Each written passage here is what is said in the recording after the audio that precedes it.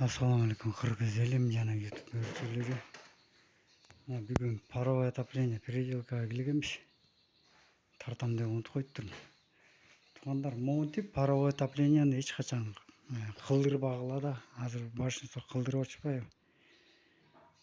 Мен айтарым, моундай система монт кылган батарея бул иштебейт, туугандар. Эмне үчүн иштебейт десеңер, мына карасаңар эми кылгандарын. Көбү ушинтип кылышат да.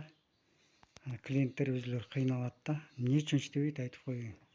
Мына 20 труба келди, тияка кетти, бияка кетти. Мына подача кирди, обратка чыкты да.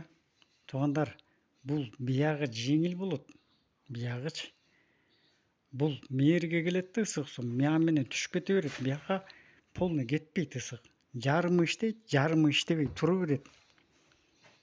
Мындай вообще кылдырбагыла.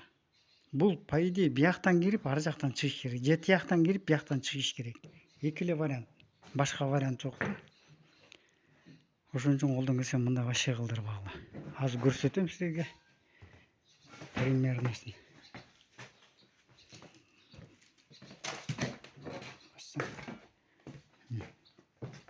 Мына туугандар.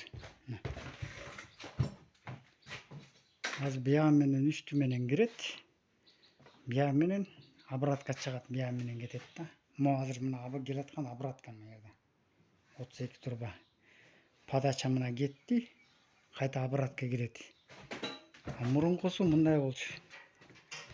Мурункусу мына 2 точка. Кирди, чыкты, бүттү.